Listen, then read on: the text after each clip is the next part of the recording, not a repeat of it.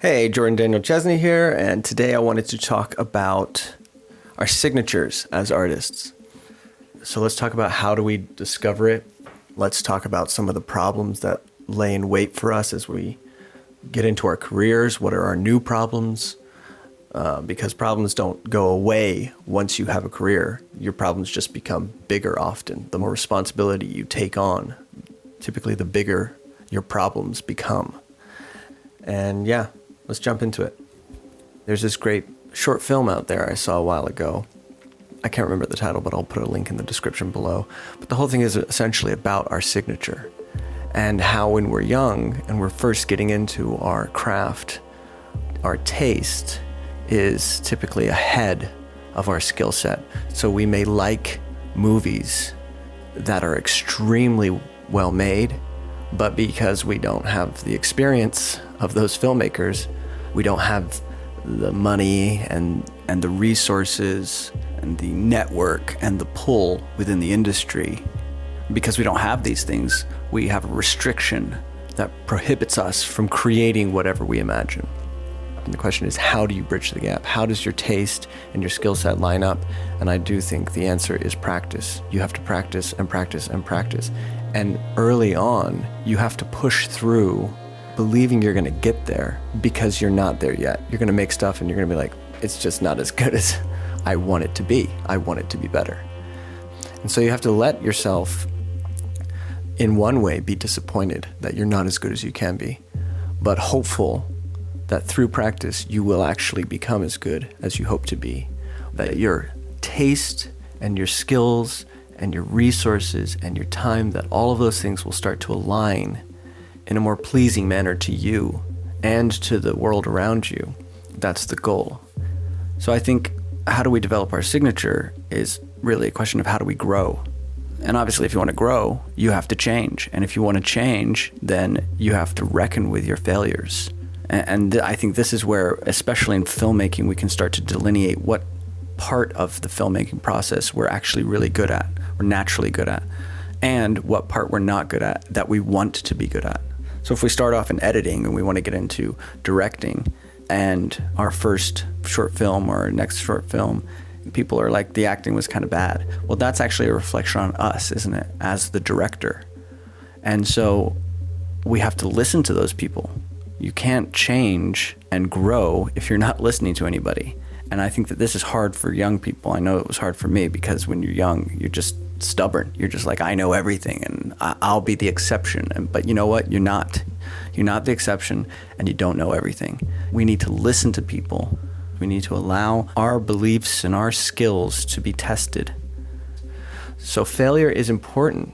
It's important to recognize what you didn't like about your work. And it's very rare for people to fail completely in every regard. So you don't beat yourself up, I think, and realize that just because you fail in certain regards, that doesn't mean that you're a failure. Like, there are many ways that you have succeeded. Just accomplishing things, just finishing something is a success. You're a failure if you just straight up give up. And we should be encouraged that we're all in this together. We're all experiencing this same thing. The best artists out there, that, in our opinions, right, the people who make the best art, they have experienced failure hundreds of thousands of times. Their perseverance and a little bit of luck, obviously, like luck has a lot to do with where you were born and what resources you were born into and what talents you innately have. Those things obviously have a lot to do with it, but those things become worthless if they're not nurtured with perseverance and discipline and humility. So these are the things I think that help us to identify what is our signature. How do we do things? How do we do things well? What do we do well? And when we can start to see that, the other people will be able to see that. And then you can get hired to, shoot these types of music videos because these are the types of music videos you do really well. Or you can get hired to write this type of script because you write these kinds of scripts really well, and so forth. When we start to accumulate that growth, it turns into strength. then we can start making bigger strides. We can start accomplishing more. People can rely on us more. We can become more responsible with bigger scopes of work and bigger ideas and more complex processes and ways of thinking. And these things don't scare us anymore as they once did, because now we have the experience of taking on smaller burdens incrementally until we could now take on a big burden.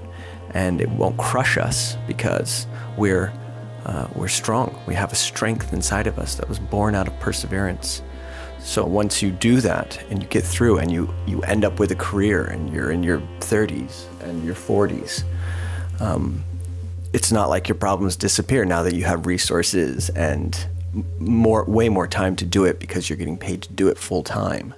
Your new problem is becoming stale and losing the creative force that made you want to do it in the first place, because now you're relying more on your resources and your status and a lot of the times. You know, I have a friend, Austin Herring. He's a great artist, and we talk a lot about these kinds of things. You know, what makes a good piece of art, essentially, is kind of this ongoing conversation we have.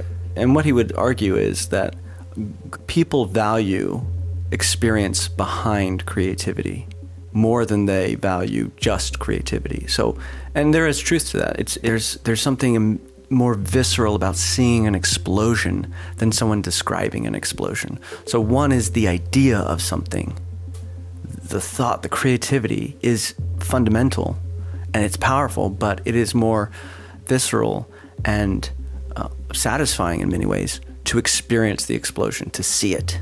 And you know, we know that. We want big theaters and loud speakers in the movie theaters because it's a better experience. We value those things. My argument was, despite that, art is still something that we take in such a subjective way that even though that does matter, sometimes it doesn't matter at all. So sometimes you can see a movie and it's huge and there's explosions everywhere and there's hundreds of celebrity actors in the movie and it's got $1 billion budget and so on and so forth. And the movie can still suck. You can still watch the movie and be like, this movie sucks, I hate it, it's dumb. It's not engaging, the story's stupid, the acting's overdone, it's hammy, the CGI looks stupid. I mean, how many times have we said these kinds of things when we see these big budget movies? It happens all the time. And then we can see a little indie movie and there's no money in it. I mean, you can tell somebody made it with literally no money, and yet it's really compelling and we're really drawn to it, and it's moving and it's engaging, it's riveting, all these things. And it hits us and we go, you know what? It's this first-time filmmaker that made this movie with no money, I love, and this big Hollywood movie, I hate. And to me, I'm like, there's a legitimacy to that, you know? And I think that we have to find the balance where our skill and our resources have a synchronicity, where we're not depending on the resource to make the creativity good. I think we have to be responsible with our creativity and our resources. We have to marry them together properly, because as soon as we start to value our experience or our resources over our creativity becomes stifled and dumbed down, which is what we can see in a lot of big Hollywood movies. And as soon as we start to value our creativity over experience and skill, we see a lot of pretension in art. We see a lot of canvases with paint just thrown up and splattered, and they're like, it's genius. And it's like, well, is it really? I mean, does it take any skill to create such a painting? I mean, maybe it's creative, but how would you even know? How would you even know? What is that even trying to say? You see, and we want to balance these two things together. Really great films balance these two things together. Whether you have a lot of resources or not, creativity needs to be the anchor. It needs to be that you're telling a good story, you're writing an interesting song, not just a well-produced song. That you're telling a story that's meaningful to you and to others, not just making a huge movie. So in our early years, when we're trying to discover our signature, our problem is failure and defeat and discouragement, and we have to bite down and push through that and be perseverant. And the more perseverant we are and the more practice we get, the more skill we acquire, the more experience we acquire. And the more clear our signature becomes to both ourselves and to the marketplace, and the more we get hired and the bigger the career we start to develop. And then once we get there, and now we have more resources and we have more skill, now we have to be careful that we don't substitute our creativity for our resources. We have to be careful not to become stifled and stale and excuse a poorly crafted story with a huge budget and a bunch of big actors, or excuse a poorly written song for a well-produced song. And also what I've noticed is that these issues, these problems that arise in our earlier years and our later years, if we don't push through and deal with these things properly, then our contention with these problems, it starts to spill out into the rest of our lives. You know, our frustration with our inadequacies in our early days spills out into frustration with our relationships. You know, these things, they flow onwards. Nothing is isolated. You can't contain things so easily. So when you start to allow defeat to take over inside of your failures, it starts to spill out, and that defeat starts to take over in your relationships and other places of your life. And so if we're angry with our work, we start to become angry with our relationships. And if we're not listening to anybody at work, then we're not listening to our wife or our kids or our friends. It has an effect. It's this domino effect. Anyway, that's it. Be persistent. Don't be overcome by discouragement. Nothing is as good or as bad as it seems, someone told me recently.